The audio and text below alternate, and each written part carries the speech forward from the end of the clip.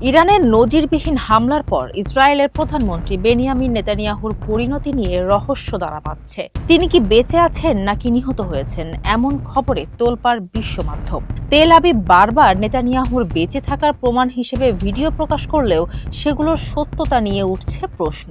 অনেক বিশেষজ্ঞই দাবি করছেন প্রকাশিত ভিডিওগুলো কৃত্রিম বুদ্ধিমত্তা বা এআই দিয়ে তৈরি। এমন উত্তেজনার মধ্যেই সামনে এসেছে বিস্ফোরক এক তথ্য। ইসরায়েলে নিযুক্ত মিশরের সাবেক রাষ্ট্রদূত আতিফ সালেম দাবি করেছেন, নেতানিয়াহু যদি বেঁচেই থাকেন তবে তিনি জেরুজালেমের কোনো সুরক্ষিত ভূগর্ভস্থ বাংকারে লুকিয়ে আছেন।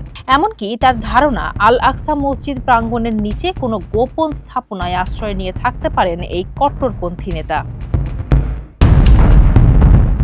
মিশরীয় সংবাদ মাধ্যম সাদা এল বালাদকে দেওয়া বিবৃতিতে সাবেক কূটনীতিক আতিফ সালেম জানান, ইসরায়েলি নেতৃত্বের সংকটকালীন সময়ে মাটির নিচের বাংকারে সভা করার পুরনো অভ্যাস রয়েছে। 2023 সালেও নেতানিয়াহু এ ধরনের স্থাপনায় মন্ত্রিসভার বৈঠক করেছিলেন। বর্তমান যুদ্ধ পরিস্থিতিতে নিজের জীবন বাঁচাতে তিনি আল আকসা প্রাঙ্গণের নিচে কোনো গোপন কক্ষ ব্যবহার করছেন বলে ধারণা করা হচ্ছে।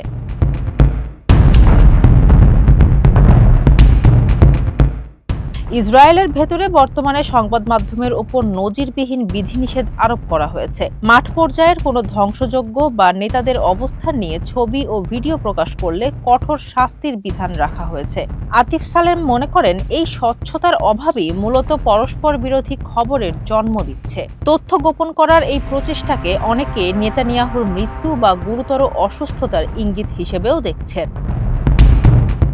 চরম উত্তেজনার এই সময়ে নেতানিয়াহুর জনসম্মুখে না আসা এবং তথ্যের এই অস্পষ্টতা মধ্যপ্রাচ্যের রাজনীতিতে নতুন কোনো মোড় নিতে যাচ্ছে কিনা তা নিয়েই চলছে বিশ্বজুড়ে বিশ্লেষণ। ফারসানা হাসিন, মানবকণ্ঠ।